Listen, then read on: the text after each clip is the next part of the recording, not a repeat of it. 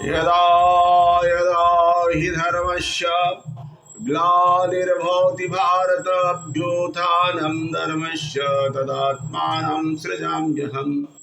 परित्राणाय साधूनां विनाशाय च दुष्कृतं धर्म संस्थापनार्थाय संभवामि युगे युगे। श्रीमद्भागवत महापुराणाय दशमस्कन्धाय नवदशाध्याय। श्रीशुक उवाच। सुखं सपुर्यां निवसनं द्वारकायां श्रियपतेः सर्वसंपत्त्यां समृद्ध्यां जुष्टायां वृष्णिपुंगवै। सुखदेव गोस्वामी ने कहा, लक्ष्मीपति श्री भगवान सुखपूर्वक अपनी राजधानी द्वारिकापुरी में रहने लगे, जो समस्त ऐश्वर्यों से युक्त थी, और अपनी राजधानी द्वारिकापुरी में गणमान्य वृष्णियों तथा आलंकारिक वेशभूषा से सजी उनकी पत्नियों द्वारा आबाद थी। जब ये यौवन भरी सुंदर स्त्रियां शहर की छतों पर गेंद तथा अन्य खिलौनों से खेलती, तो वे बिजली की चमक जैसी चमचमाती।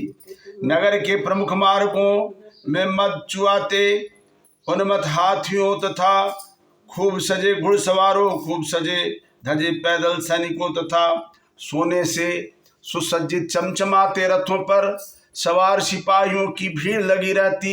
शहर में पुष्पित वृक्षों की पंक्तियां वाले अनेक उद्यान तथा वाटिकाएं थी, जहां भौरे तथा पक्षी एकत्र होते और अपने गीतों से सारी दिशाओं को व्याप्त कर देते। भगवान अपनी 16,000 पत्नियों के एकमात्र प्रियतम थे। इतने ही रूपों में अपना विस्तार करके उन्होंने अपने प्रत्येक रानी के साथ उनके भरपूर सुसज्जित आवासों में रमन किया। इन महलों के प्रांगण में निर्मल तालाब थे, जो खिले हुए उत्पल कल्हार कुमुद तथा अम्भोज कमलों के पराग कणों से सुगंधित थे, और कूजते हुए पक्षियों के झुंडों से भरे थे। सर्वशक्तिमान प्रभु इन तालाबों में तथा विविध नदियों में प्रवेश कर जल क्रीड़ा का आनंद लूटते, और उनकी पत्नियां उनका आलिंगन करती, जिससे उनके स्तनों पर लेपित लाल कुमकुम उनके शरीर पर लग जाता। उन गंधर्वों ने हर्षपूर्वक मृदंग पनव तथा आनक नामक ढोलों के साथ उनकी प्रशंसा से गीत गाए, और सूतों मागधों तथा बंदियों ने वीणा बजाकर उनकी प्रशंसा में कविताएं सुनाई। तब भगवान श्री कृष्ण अपनी पत्नियों के साथ जल क्रीड़ा करने लगे। रानियां ठिठोली करती हुई उन पर पिचकारियों से पानियों की फुहारें छोड़ती, और वे प्रत्युत्तर में उन पर पानी छिड़क देते। इस प्रकार श्री कृष्ण ने अपनी रानियों के साथ उसी तरह क्रीड़ा की, जिस तरह यक्षराज यक्षे अप्सराओं के साथ क्रीड़ा करते हैं। रानियों के भीगे वस्त्रों के नीचे उनकी जांघें तथा उनके स्तन दिख रहे थे। उनके प्रीतम पर जल छिड़कने से उनके विशाल जोड़े से बंधे हुए फूल बिखर जाते। वे उनकी पिचकारी छीनने के बहाने उनका आलिंगन कर लेती। उनका स्पर्श करने से उनमें काम भावना बढ़ जाती, जिससे उनके मुखमंडल हंसी से चमचमाने लगते। इसी तरह श्री कृष्ण की रानियां दीप्यमान सौंदर्य से चमचमा रही थी। पंखा चला था। भगवान श्री कृष्ण की फूलमाला उनके स्तनों के कुमकुम से पूत गई, और क्रीड़ा में लीन रहने के फलस्वरूप उनके बालों से बहुत से गुच्छे अस्त व्यस्त हो गए।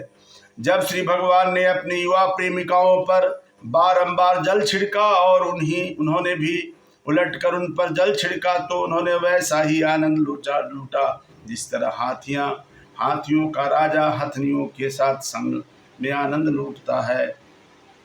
तत्पश्चात भगवान श्री कृष्ण तथा उनकी पत्नियों ने जल क्रीड़ा के दौरान अपने पहने हुए गहने तथा वस्त्र उन नटों की तथा नर्तकियों को दे दिए, जो गाना गाकर तथा वाद्य बजाकर उनकी जीविका कमाते थे।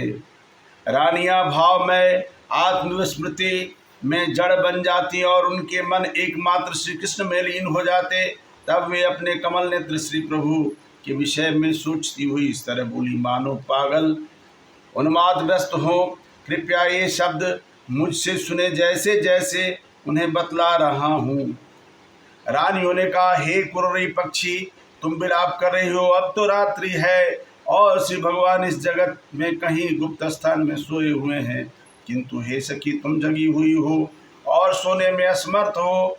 कहीं ऐसा तो नहीं है कि हमारी ही तरह कमल नेत्र श्री भगवान की उधर कौतुक हरी हसीली चितवन से तुम्हारा हृदय अंदर तक बिंध गया है। हे बेचारी चक्रवाकी, तुम अपनी आंखें मुंद कर अपने अदृष्ट जोड़े के साथ रात भर करुणा पूर्वक बहकती रहती हो, अथवा कहीं ऐसा तो नहीं कि हमारी ही तरह तुम भी अच्युत की दासी बन चुकी हो और अपने जोड़े से उस माला को लगाना चाहती हो जिसे वे अपने पाद स्पर्श से धन्य कर चुके हैं। हे प्रिय समुद्र, तुम सदैव गरजते रहते हो, रात में सोते नहीं, क्या तुम्हें उनिद्र रोग हो गया है? या कहीं ऐसा तो नहीं कि मुकुंद ने हमारी ही तरह तुमसे तुम्हारी चिन्ह छीन लिए हों, तुम उन्हें फिर पाने में निराश हो? हे प्रिय चंद्रमा, घोर यक्षमा रोग क्षय से ग्रसित होने से तुम इतने क्षीण हो गए हो कि तुम अपनी किरणों से अंधकार को भगाने में असफल हो?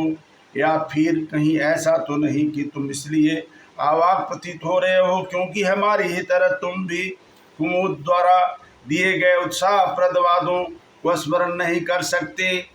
हे मलय समीर, ऐसा हमने क्या किया कि तुम हमसे अप्रसन्न हो और हमारे उन हृदयों में काम भावना जागृत कर रहे हो जो पहले ही गोविंद की चितवनों से विदीर्ण हो चुके हैं?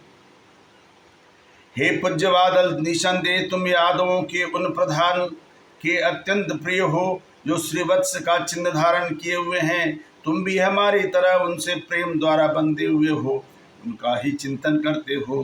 तुम्हारा हृदय हमारे हृदयों की तरह अत्यंत उत्सुकता से किम कर्तव्य विमूढ़ है, और जब तुमने उनका बारंबार स्मरण करते हो तो आंसुओं की धारा बहाते हो।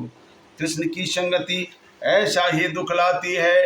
प्रेम से बोलिए वृंदावन